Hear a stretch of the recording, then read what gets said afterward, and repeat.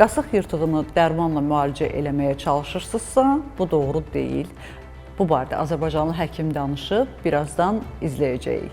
Siz isə Saf televiziyasında tibb xəbərlərini izləyirsiniz. Studiyada Günel İbadovadır.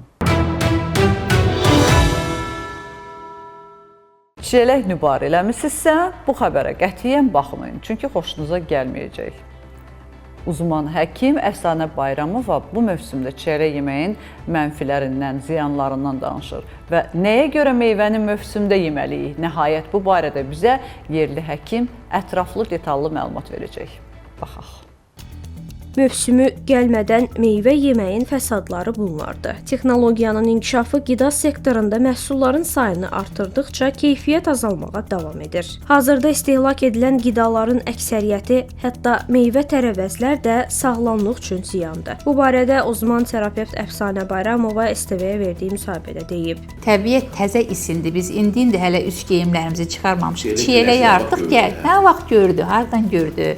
İstixanaların məhsuludur, üstəlik də kimyəvi maddələrin istifadəsindən yetişir. Və neçə illərdir artıq bu texnologiya inkişaf edəndən, bu istixanalarda, bu dərmanlar olandan əvvəllər çox belə deyildi, yəni bu aylarda çox olmazdı. Texnologiya inkişaf elədikcə yeməklərin keyfiyyəti azalır. Hər ildə aprel-may aylarında çiyələkdən kütləvi zəhərləmələr olur. Həkim meyvə və tərəvəzləri mövsümündə yeməyin vacibliyini vurğulayıb. Xatırladaq ki, Azərbaycanda mövsümdən kənar istixanalarda yetişdirilən meyvə və tərəvəzlərin istehlakı ilə bağlı zəhərlənmə halları vaxtaşırı qeydə alınır. Mütəxəssislər bildirir ki, bu məhsulların yetişdirilməsi zamanı istifadə olunan gübrə və kimyəvi maddələr insan sağlamlığı üçün risk yarada bilər. Qasıq yırtığı əməliyyatını dərmanla müalicə etmək olmaz. Əgər hansısa həkim ya Türkiyə çarə üzrə mütəxəssis sizə deyir ki, gəl sənə bu dərmanı verim, bu məlhəmi verim, qasıq yırtığı keçəcək, keçməyəcək. Onun tək çarəsi əməliyyatdır. Bunu mən demirəm, yerli həkimimiz deyir. Baxaq. Qasıq yırtığı vaxtında əməliyyat edilmədikdə insan həyatı üçün təhlükə yaranır. Bu barədə STV-yə uzman ümumi cərrah Elnur Kəlvizadə danışıb. Əməliyyat olmasında fayda var. Qasıq yırtığının tək sıxıntısı əməliyyat oldu deyək, təkrarlama ehtimalı varmı? Əgər yenə də eyni şəkildə çox ağır işlərlə məşğul olarsa, yenə yük qaldırma və s. kimi yenə də təkrarlama ehtimalı olur. Hər iki qasıq bölgəsində bir anda yırtıq ola bilər və ya qarın bölgəsində. Qarın bölgəsində yırtıqlar da çox zaman keçirilmiş əməliyyata bağlı olur. Məsələn, daha öncədən xəstələr gəldi ki, 30 il öncə bağırsağımda bir şey var idi, aldılar deyir. Normalda o zamanlarda daha böyük bir kəslər idi. Məntiqli olaraq qapalı əməliyyat və s. inkişaf etmədiyi üçün. Bu zaman nə olur? Bu böyüklükdə bir kəsidən bu xəstələr də yenə günlük həyatına davam edir, çalışır, yük qaldırır, işləyir, yırtıq olmuş olur. Bu səfər də qarın boşluğunda yırtıq olmuş olur. Onun yönetimində ayrı bir tamamilə fərqli bir şey. Bunların da yenə də önəmli bir şey, heç birində dərman müalicəsi yoxdur. Yəni çox zaman insanlar belə yəni boşu-boşuna şeyə keçirlər, yəni o dərman işinə, əməliyyatdan qorxurlar. Əməliyyat olması məsələn qarın boşluğunda yırtıq üçün biz deyirik korset tax. Korsetdir məsələn, bu yırtığı ən azından çölə çıxıb çıxmamasını çalışdığın zaman, yatdığın zaman deyil, hərəkət olduğun zaman korset ilə idarə edə bilərsən sən bunu və ya qasıq üçün də eyni şey keçərlidir. Amma bunun dərman müalicəsi yoxdur, yəni boşu-boşuna vücuda yabancı bir şey almayın, yəni heç bir faydası da yoxdur. Əməliyyat gecikdikdə yırtıq zamanla böyüyür. Hərəkət etmək, ağır qaldırmaq, hətta öskürmək belə çətinləşir. Yırtıq kisəsinə düşən bağırsaq geri qayıda bilmir. Bu vəziyyətdə güclü ağrı, şişkinlik və həzm problemləri yaranır. Bağırsağın qan dövranı kəsilir və toxuma ölməyə başlayır. Vaxtında müdaxilə olunmazsa, həyat üçün ciddi təhlükə yaranır deyə həkim xəbərdarlıq edib.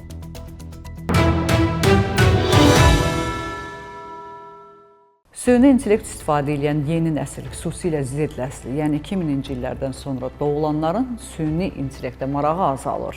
Səbəbi isə ondan ibarətdir ki, suallarına doğru cavab tapa bilmirlər, yanlış cavablar alırlar və bəzən araşdırmada deyilir bu.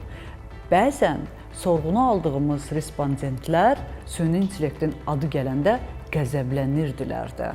Çox maraqlı xəbərdir, birlikdə baxaq. Z nəslinin texnologiyalara inamı azalır. Amerika Birləşmiş Ştatında fəaliyyət göstərən Gallup şirkətinin apardığı son sorğu gənclərin süni intellektə münasibətində nəzərə çarpacaq dəyişiklik olduğunu göstərir. Business Insider nəşrinin yaydığı məlumata görə 14-29 yaş arası təxminən 1600 nəfərin iştirak etdiyi tədqiqatda texnologiyaya olan müsbət münasibətin azaldığı müəyyən edilib. Araşdırmaya əsasən süni intellektə qarşı yüksək həvəs göstərənlərin payı son 1 ildə 36%-dən 22%-ə enib. Ümid hissi ifadə edənlərin göstəricisi isə 18%-ə qədər azalıb. Eyni zamanda mənfi reaksiyalar artıb. Respondentlərin 31%-i texnologiyaya qarşı qıcıq hiss etdiyini bildirib. Narahatlıq səviyyəsi isə təxminən 40% olaraq qalır. Bununla belə sorğu iştirakçılarının yarası bu alətlərdən həftədə ən azı bir dəfə istifadə etdiyini qeyd edib. Mütəxəssislər hesab edir ki, bu tendensiya texnologiyaya münasibətdə daha realist və ehtiyatlı yanaşmanın formalaşdığını göstərir.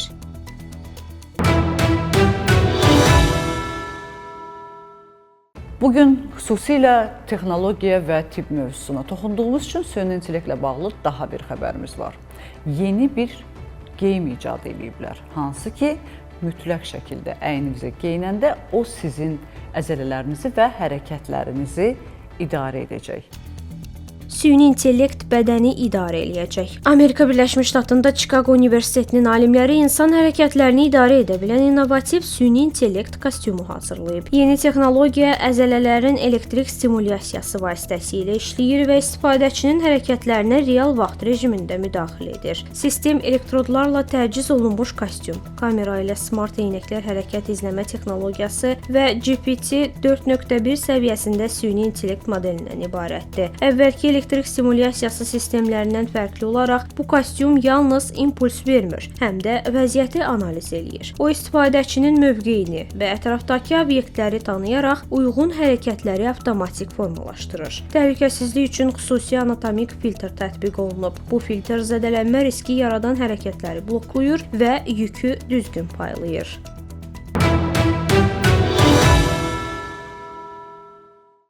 18 aprel tarixində Azərbaycan patoloqlarını bir araya gətirən 9-cu Azərbaycan patoloqlarının ənəvi iclası keçirilib.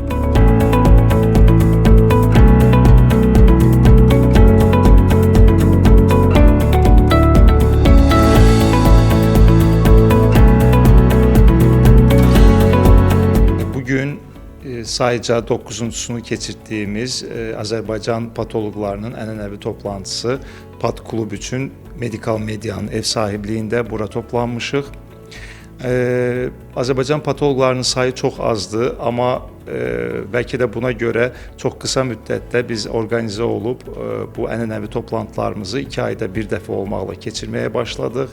Bir dəfə Şəki şəhərində regional toplantı keçirdik və bugün də artıq toplantılarımızın sayca 9-cusunu keçiririk. Medikal Mediaya ev sahibliyinə görə minnətdarlığımı bildirirəm. Tədbirdə ölkənin müxtəlif tibb müəssisələrində fəaliyyət göstərən patoloqlar, laboratoriya mütəxəssisləri və aidiyyəti sahələrin nümayəndələri iştirak edib. Çıxışlar zamanı onkoloji xəstəliklərin erkən diaqnostikası, histopatoloji və immunohistokimyəvi analizlərin əhəmiyyəti, həmçinin rəqəmsal patologiyanın tətbiqi kimi aktual mövzulara xüsusi diqqət yetirilib. Mütəxəssislər qeyd edib ki, müasir texnologiyaların tətbiqi diaqnozların dəqiqliyini artırmaqla yanaşı, xəstələrin müalicə strategiyasının daha effektiv qurulmasına imkan yaradır. Biz iş zamanı qarşıya çıxan çətin və yaxud az-az təsadüf olunan bir hadisələri bu toplantıda bölüşürük, bir-birimizə bunları paylaşırıq və hətta bir dəstək alırıq. Toplantıda həm də cavan kadrlarımız iştirak edir, onlar az-az təsadüf olunan bu hadisələri öyrənirlər ki, gələcək təcrübələrində bölüşsünlər. Ümumiyyətcə, bu toplantının böyük bir əhəmiyyəti var. Həm elmi baxımdan, həm də praktik baxımdan.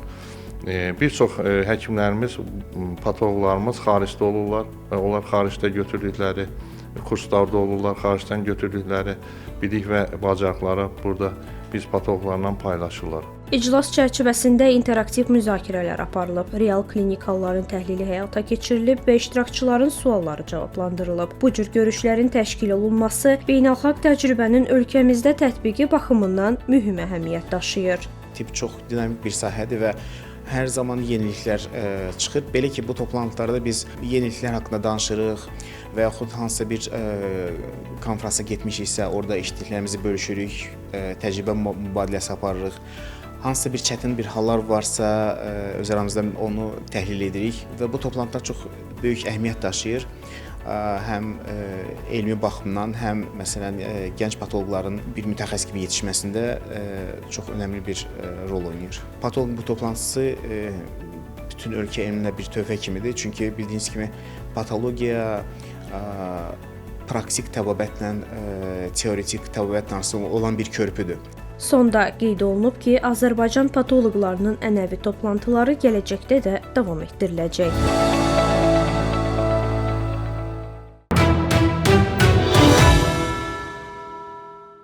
Bugün olan səhiyyə xəbərlərimiz bu qədər. Dünyada və ölkədə baş verən ən vacib tibb xəbərlərini bizdən izləyin. Unutmayın, bilmək hər zaman bir addım öndə olmaq deməkdir. Özünüzü və doğmalarınızı qoruyun. Sağ olun, salamat qalın.